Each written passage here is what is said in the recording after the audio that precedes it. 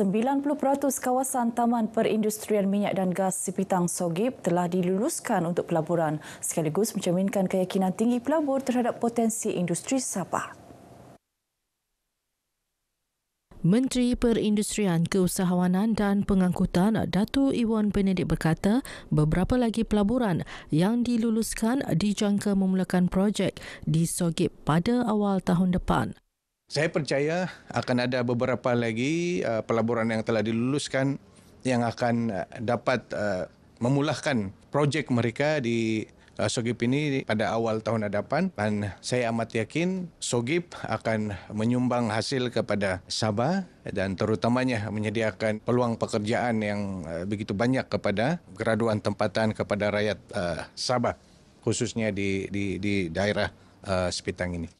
Datuk Iwan menyatakan demikian dalam sesi lawatan kerjanya ke Sogip serta menyempurnakan Majlis Pecah Tanah mini fasiliti pengurusan sisa terjadual pertama di Sabah.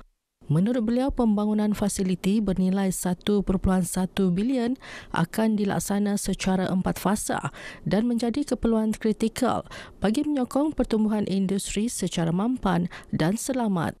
Sogip kini muncul sebagai pemangkin utama industri Sabah disokong pelaburan berskala besar termasuk daripada Petronas dan Steel Enterprise Sabah, sekaligus mengukuhkan kedudukan Sabah sebagai destinasi pelaburan strategik. Dengan konsep dari kebun terus kepada pengguna, Sabah Durian Tourism Bazaar 2025 menjadi pemangkin baharu industri durian tempatan. Menteri Pertanian, Perikanan dan Industri Makanan Datuk Jamawi Jaafar berkata pendekatan ini membolehkan pengguna menikmati durian pada harga lebih berpatutan tanpa menjejaskan ekosistem pemasaran sedia ada. Kita bukan mau bersaing dengan orang tengah, tetapi kita ingin merancangkan industri ini supaya bukan sahaja pemilik ladang mendapat hasilnya, tetapi juga masyarakat kita akan mendapat harga yang lebih baik.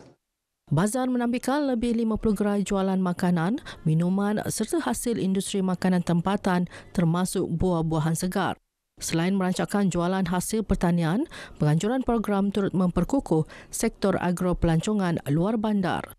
Dalam majlis sama, Datuk Jamawi melancarkan buku Agrotourism, A Unique Sabah Farmland Experience edisi kedua sebagai hala tuju baharu menarik pelancong meneroka kawasan luar bandar Sabah. Inisiatif ini selari dengan usaha negeri menjadikan sektor pertanian sebagai pemacu ekonomi berimpak tinggi sambil menghubungkan pelancong, petani dan komuniti tempatan secara langsung.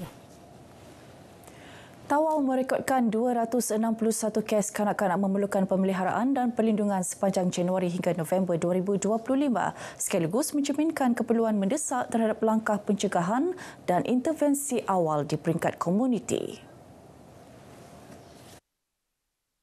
Jabatan Kebajikan Masyarakat Tawau turut merekodkan 40 kes kanak-kanak terlibat jenayah selain kes kanak-kanak luar kawal, anak angkat, sivil dan syariah dalam tempoh sama.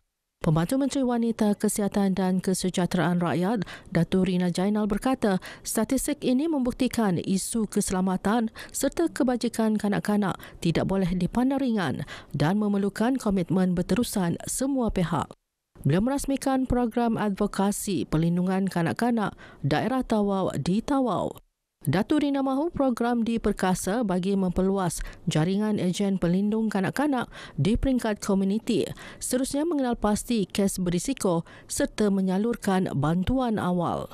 Saya lihat ini juga satu program yang wajar diteruskan dan harus dipertingkatkan lagi dalam kita mengenal pasti ejen-ejen kanak-kanak yang mampu membantu kita dalam mengenal pasti menjadi mata telinga untuk masyarakat kita yang memerlukan.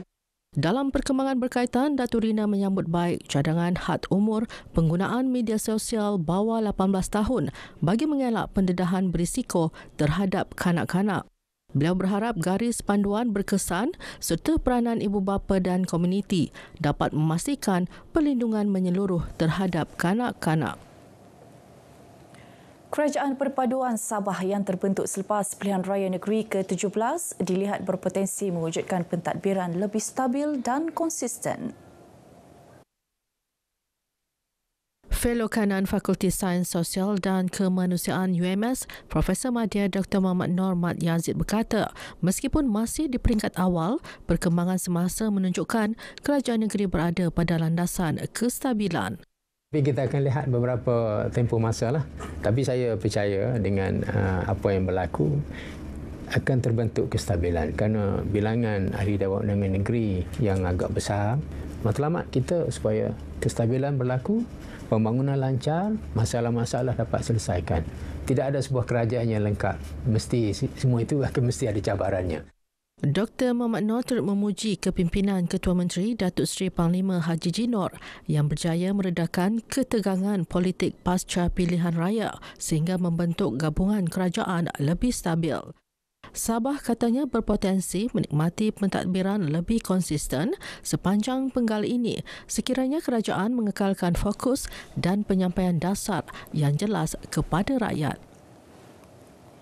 Sabah berpotensi muncul sebagai hub pameran kaligrafi antarabangsa. Ia bakal direalisasi apabila Gabungan Persatuan Kaligrafi Persekutuan Malaysia merancang penglibatan Jepun, Korea dan China dalam memperluas jaringan seni serta pertukaran budaya. Pengerusinya Ng Swee Keng berkata penganjuran pameran dan pertandingan berskala besar di Sabah mampu meningkatkan minat pelajar terhadap seni kaligrafi selain memperkukuh hubungan silang budaya melalui platform seni.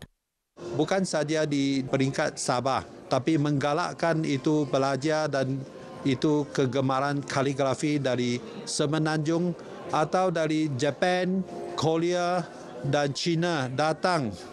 Kita bergaul sekali mengadakan itu pameran antarabangsa di Sabah. Beliau merasmikan pameran kaligrafi Cina Remaja di Kota Kinabalu. Pameran turut membuka ruang kepada murid pelbagai kaum untuk mempamer karya sekaligus memperkukuh perpaduan melalui seni tulisan. Guru Besar SJKC St. Peter Telepok, Chong Saulun berkata, pameran turut melibatkan kaligrafi Cina dan seni khat Jawi sebagai langkah awal memperluas kefahaman silang budaya. Walaupun kita sekolah Cina, kita ada murid agama Islam dan saya rasa ini satu peluang lah. Kita memberi motivasi kepada murid-murid supaya mereka belajar dan mereka boleh mempamerkan karya mereka. 11 sekolah dari seluruh Sabah mengambil bahagian melibatkan 110 murid. Matlamat Pembangunan Mampan atau SDG menjadi manifestasi komitmen kerajaan dalam menambah baik penyampaian perkhidmatan kepada rakyat secara lebih telus, berintegriti serta sistematik. Ia merangkumi pelbagai aspek termasuk sosioekonomi, pendidikan, kesihatan, keagamaan dan kemudahan komuniti setempat. Sejajar keperluan sebenar rakyat di peringkat akar umbi. Pembantu Menteri Perindustrian, Keusahawanan dan Pengangkutan, Datuk Dr. Johnny Ban J. Kurun berkata, bagi daerah terlupit, pendekatan SDG bersasar amat penting kerana menuntut program turun ke lapangan bagi memahami keperluan rakyat serta menyampaikan solusi yang tepat dan berfokus. SDG ini adalah suatu yang wajib dilaksanakan di bawah Jabatan Perdana Menteri bagi mendapatkan input di setiap daerah di seluruh negeri Sabah inilah. Jadi harapan kita supaya bukan saja untuk lawatan pada hari ini tetapi tindakan dan juga yang akan diambil oleh pihak agensi kerajaan. Beliau ditemui media selepas merasmikan Karnival Matlamat Pembangunan Mampan SDG bersasar Negeri Sabah 2025 di Telupit. Lebih 10 agensi negeri dan persekutuan menyertai Karnival Anjuran Sedia dan UPEN dengan Telupit menjadi daerah ketiga pelaksanaan program selepas Tambunan dan Pitas tahun ini. Baik, sekian paparan berita pagi Sabah kali ini. Bersusul ini berita pagi Sarawak bersama Norsila Talaha. Salam Malaysia Madani.